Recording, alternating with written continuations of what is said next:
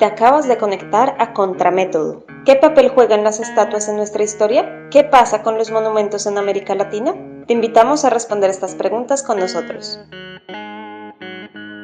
Bienvenidos nuevamente a todos y a todas a un nuevo capítulo de Contramétodo. El día de hoy hablaremos de un fenómeno que ha surgido recientemente con las protestas antirracistas en los Estados Unidos y se ha expandido a gran parte del mundo. Hoy discutiremos por qué a nivel global se está tumbando y destruyendo estatuas y monumentos de personajes relacionados con el esclavismo y genocidio hacia la población afrodescendiente y cómo se relaciona con actos parecidos en América Latina. Hoy me acompaña en la mesa de trabajo Martín Ernesto Álvarez. Martín, ¿cómo estás? Hola Jason, buenos días, buenas tardes a todos nuestros oyentes en los 5 continentes. Gracias por la invitación a hablar de un tema que ha estado presente en la palestra pública en los últimos años y que ha vuelto al centro del debate en los últimos días. Asimismo, como invitado especial nos acompaña Iván Salazar, arqueólogo. Iván, ¿cómo estás? Hola, ¿cómo están? Muy buen día tengan todos. Agradezco mucho la invitación a participar en una charla que creo yo es impostergable en estos tiempos de cambio, de crítica y repensamiento. Asimismo, nos acompaña hoy Sebastián Vargas, historiador. ¿Cómo se encuentra?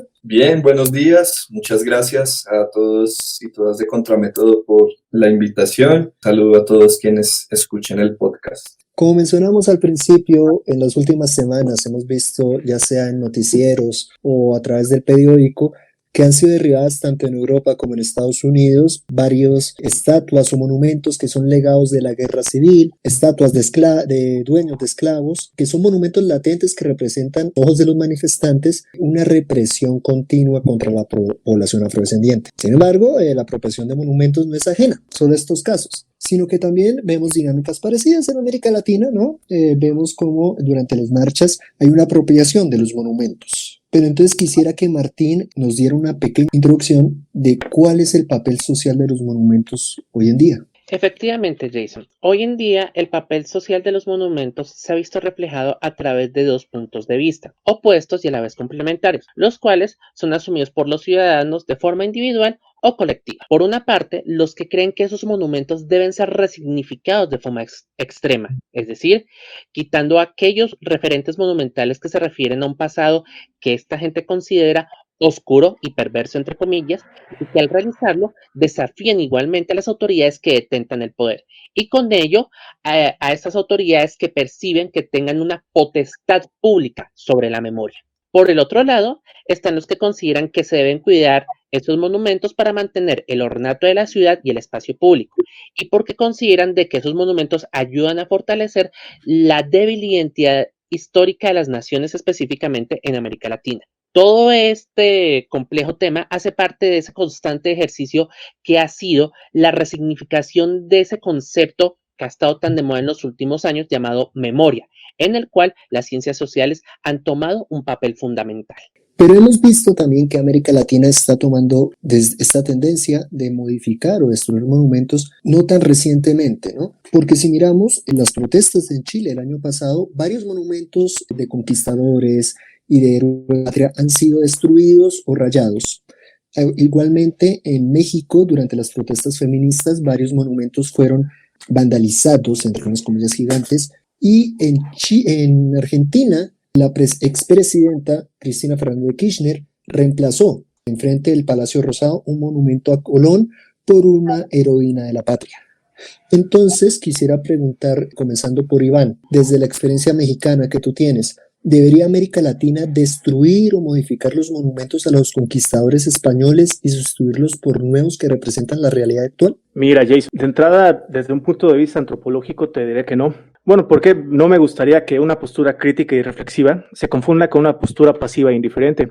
Y te lo voy a explicar empezando por la génesis del monumento. Necesito que por unos instantes me permitan prestarles la mirada con la que el arqueólogo, el historiador, el arquitecto, el restaurador contemplamos a los monumentos.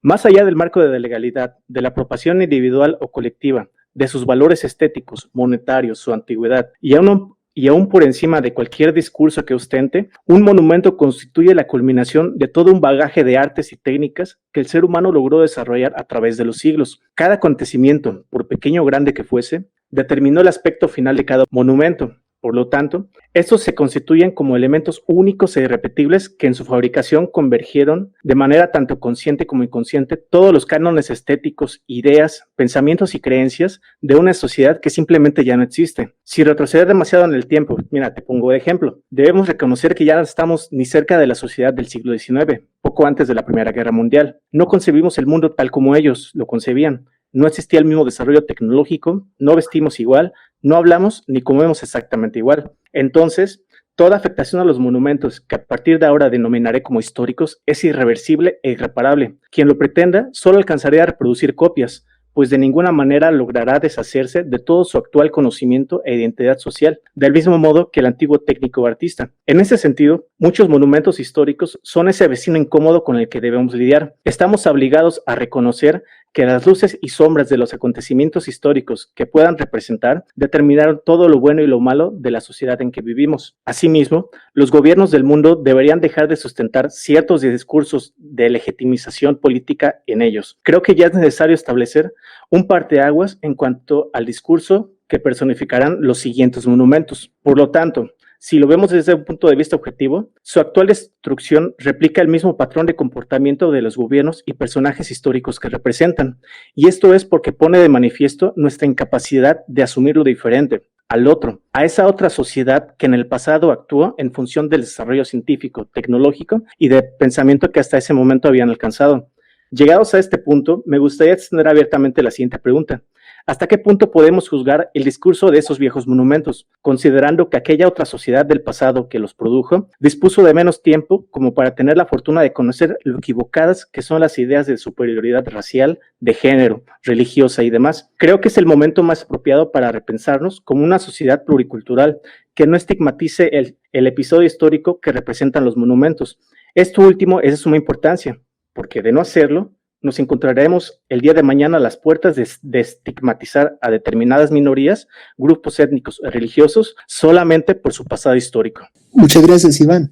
Sebastián, tú como historiador, ¿qué opinas de esto? Bueno, varias cosas. Primero, diría que, como ya Jason señalaba, pues no es algo nuevo, digamos, este ataque a estatuas, monumentos, etcétera, no es algo que se remonte a estos días, ni siquiera al año pasado o a los últimos años, sino que es una constante histórica. Por ejemplo, la Revolución Francesa, un momento pues muy importante en la historia de la humanidad en donde comienzan a crearse, por ejemplo, las primeras políticas modernas sobre conservación del patrimonio, ¿cierto? En torno a museos, monumentos, etcétera. Pero esto se hace a la vez que se están destruyendo otro tipo de producciones artísticas, estéticas, culturales del antiguo régimen. Hay un historiador del arte que recomiendo mucho, que se llama Darío Gamboni, de la Universidad de Ginebra, y él dice cómo, tiene un libro sobre el vandalismo, se llama La destrucción del arte.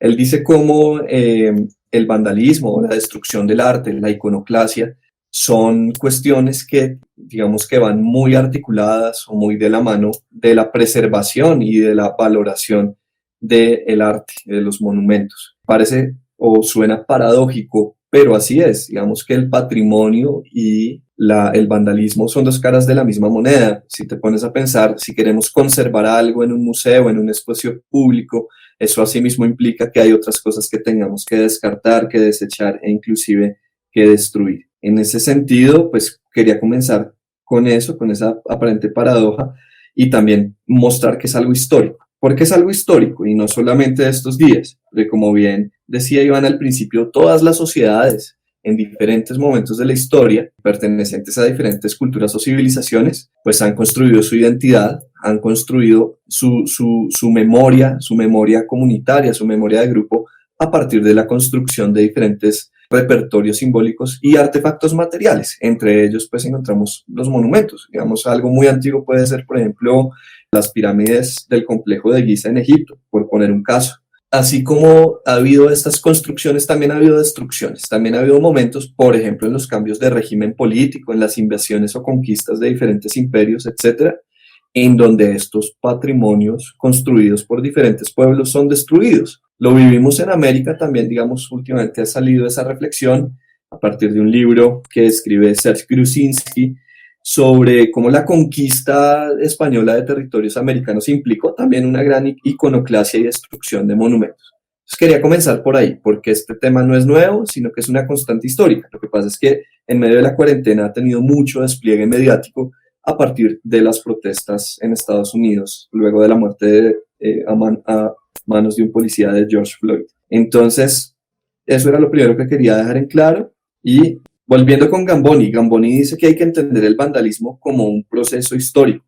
Generalmente se nos ha tratado por parte de los estados o de instituciones transnacionales que protegen el patrimonio como UNESCO, se ha tratado de mostrar el patrimonio como, el vandalismo como un acto pues sin sentido y un acto rebelde sin mayor trascendencia o significado. Gamboni dice que por el contrario tenemos que pensar los actos de destrucción de arte, iconoclasia y el ataque a monumentos como cuestiones que responden a un contexto y responden a unos intereses, a unas agencias, ¿cierto?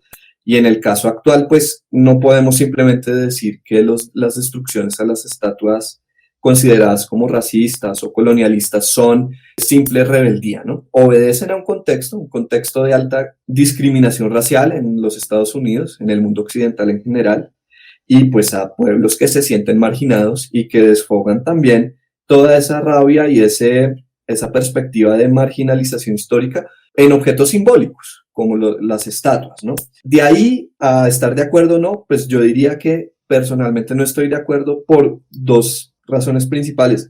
La primera, y tiene que ver con lo que ya apuntaba Iván, es que si pensamos, por ejemplo, en lo que dice Jacques Le Goff, de que hay una distinción entre monumentos y documentos, ¿cierto? Yo tiendo a pensar los monumentos, pues también porque investigo sobre eso actualmente, como documentos. Es justo lo que decía Iván, como fragmentos o huellas del pasado que nos hablan de sociedades pasadas.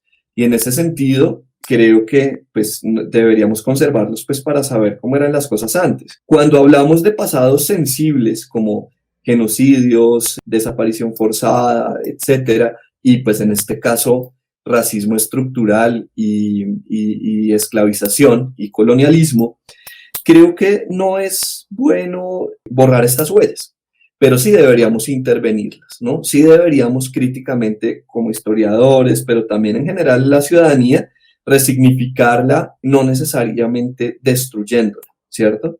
Entonces, bueno, creo que por ahí lo dejo, podemos más adelante seguir profundizando. Al respecto, estoy muy cercano con lo que Sebastián e Iván plantea sobre no destruir los monumentos, específicamente con los conquistadores, debido a que todos ellos son momentos o rastros no solamente del personaje representado en el monumento, sino de la sociedad que tuvo la iniciativa de generar estos monumentos.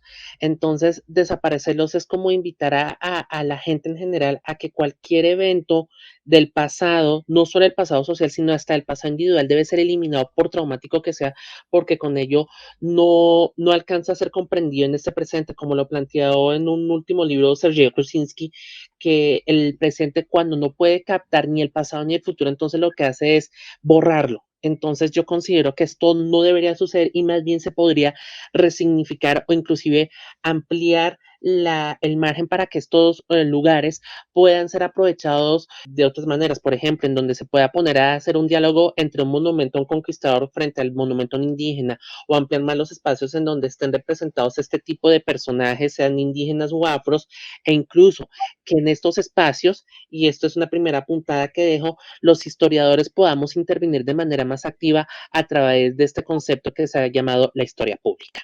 Pero entonces esto me lleva a repensar todos estos actos que están haciendo las manifestaciones y me hace pensar si esta destrucción de monumentos puede en serio generar algún cambio social dentro de la sociedad con respecto al racismo vigente, o por el contrario es simplemente una excusa de estas comunidades, tanto afros como sobre todo blancos que están apoyando esta destrucción de monumentos, para demostrar que son mejores personas, algo un poco hipócritas a cierto punto, sin atacar el problema del racismo de fondo. Bueno, yo no creo que haya hipocresía en estos actos de destrucción de estos símbolos. Por el contrario, creo que hay un posicionamiento político y una apropiación de la memoria en el espacio público, ¿cierto? De querer por medio de esas acciones, pues mostrar un posicionamiento político frente a problemas, pues, que nos afectan o que afectan a ciertas comunidades de manera particular en la actualidad, ¿Qué tan efectivo es? No se va a acabar el racismo de la noche a la mañana, ni la desigualdad económica y social que en países como Estados Unidos o Colombia pues son altamente racializados, pero creo que son muy importantes. O sea, yo creo que son acciones por medio de la cual las comunidades pues irrumpen en el espacio público y dejan oír su voz y dejan oír sus reclamos, sus reivindicaciones, sobre todo en momentos como los actuales, en donde la cuarentena y el confinamiento casi que obligado pues ha reforzado el control social, ¿cierto? Y ha minimizado la protesta pública. En ese sentido, yo creo que son acciones muy potentes y, pues, por ser polémicos, son acciones de apropiación social del patrimonio, así sea para destruirlo o resignificarlo. Sí, mira, yo estoy de acuerdo con Sebastián porque, bueno, es que es innegable que estos actos de protesta, entre los que se incluye la destrucción de monumentos históricos, están situados en todos los niveles. Una mesa de diálogo, como hace varias décadas, no sucedía con la misma magnitud. Y tengo la confianza de que ello repercutirá de alguna manera en las formas en que nos hemos acostumbrado a visibilizar este problema. Ya sea que incomode o no, es el logro inmediato que de momento yo veo por ahora. Solo el tiempo y la presión determinarán la postura y acciones que los gobiernos seguirán. Y aunque no niego que sea lamentable la destrucción de dichos monumentos, considero que ello no deslegitima el contenido y el mensaje de la protesta en sí. Creo que antes de discutir si su destrucción generará algún cambio, y en este punto inserto frases como pues, ¿qué ganan con eso? No son las formas.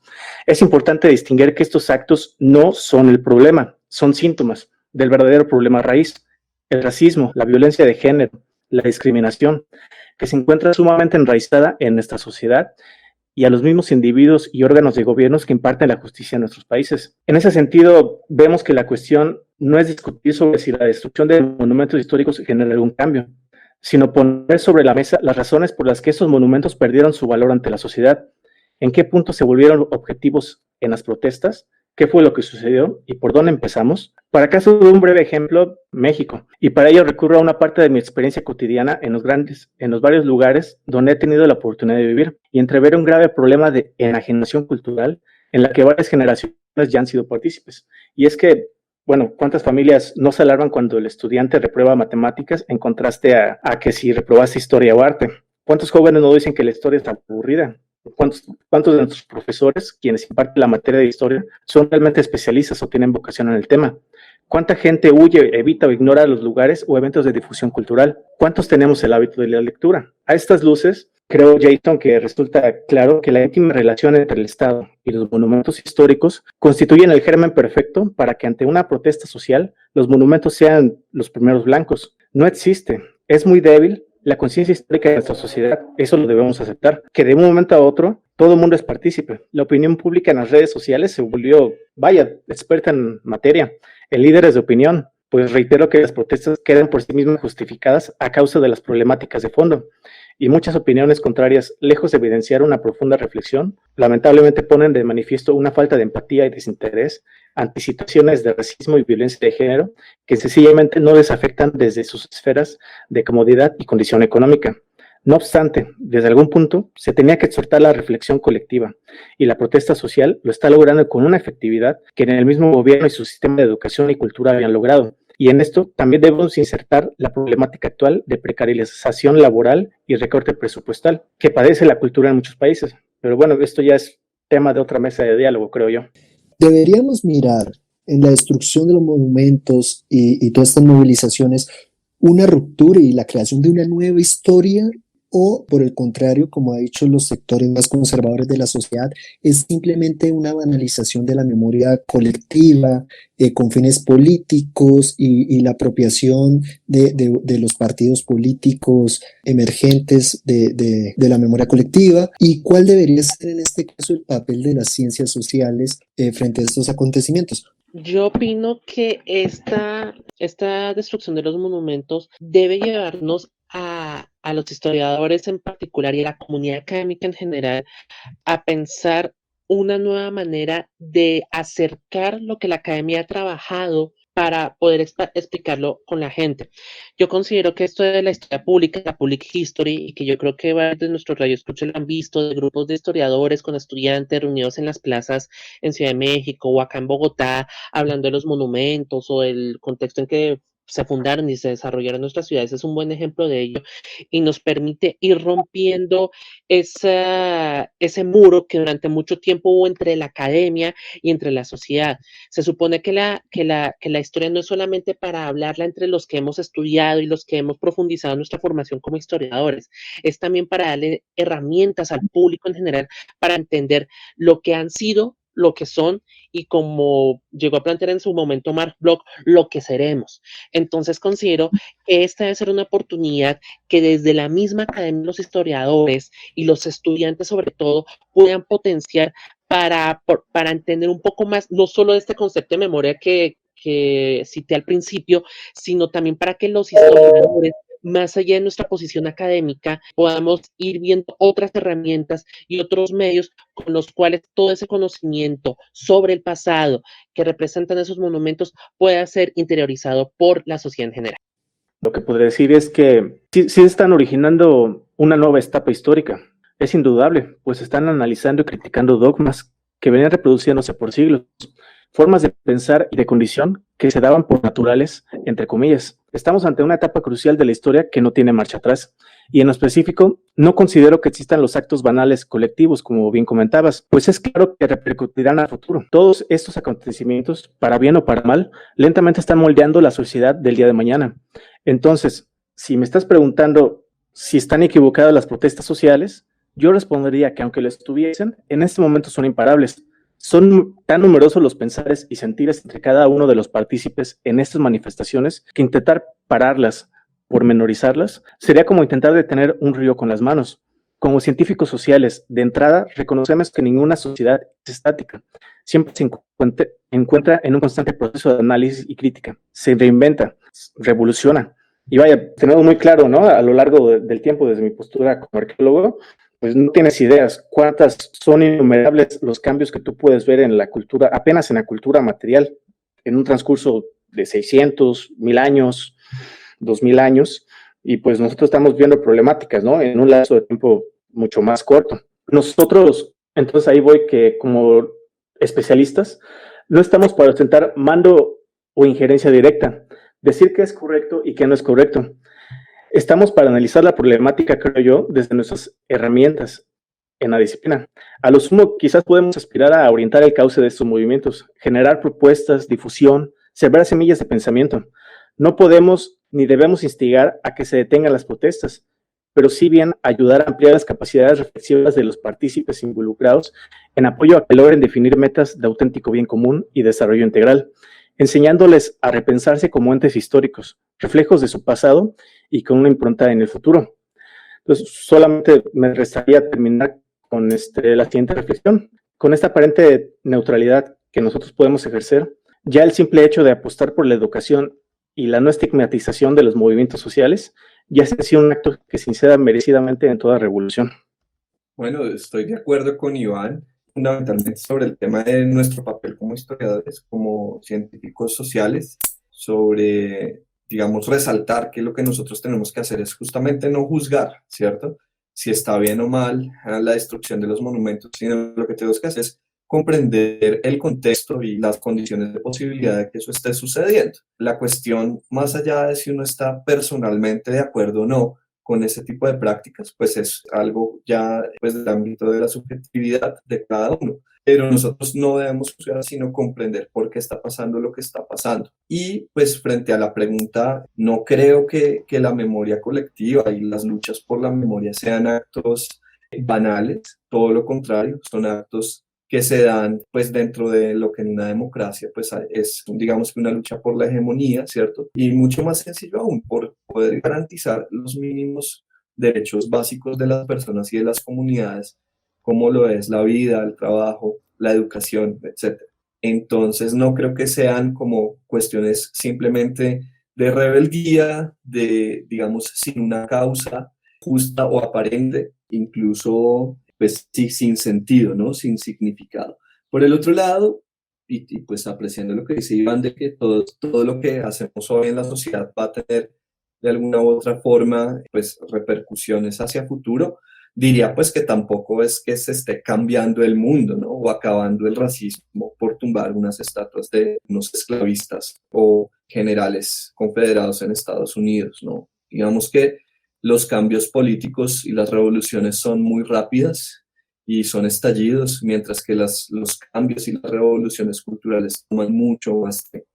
Pero de todas formas sí son significativos y digamos, creo que sí tienen efectos y quizás, como decían antes, mucho más inmediatos de lo que creemos. Hemos llegado nuevamente al final de nuestro episodio. Quiero agradecer de antemano a Iván y a Sebastián por participar hoy con nosotros. Muchísimas gracias por estar acá. Muchísimas gracias a ustedes, Contramétodo, y a los oyentes. Agradezco mucho la invitación al equipo de Contramétodo y mando un afectuoso saludo a todos nuestros oyentes. Que tengan una excelente jornada. También hay que agradecer a Martín por su participación. Muchas gracias, Martín, por estar hoy con nosotros. A ti, Jason, muchas gracias también. Muchísimas gracias a Sebastián y a Iván por sus comentarios, esperando que ellos pues generen una reflexión no solo entre nuestros radioescuchas, sean historiadores, antropólogos, sociólogos, sino en todo el público en general, para un tema que estoy seguro no parará en esta semana, sino que posiblemente en los próximos meses seguirá generando muchos debates, tanto en Estados Unidos, en Europa, pero especialmente en América Latina. Gracias, Jason. Y bueno, muchas gracias a ustedes, público, por escucharnos. Recuerden que pueden oírnos desde Anchor y Spotify y nos pueden seguir en todas nuestras redes sociales, en Facebook, en Instagram y en Twitter. Muchas gracias y esperamos escucharlos en un próximo programa. Gracias por acompañarnos en otro capítulo de Contramétodo. Te invitamos a estar pendiente de nuestros próximos episodios.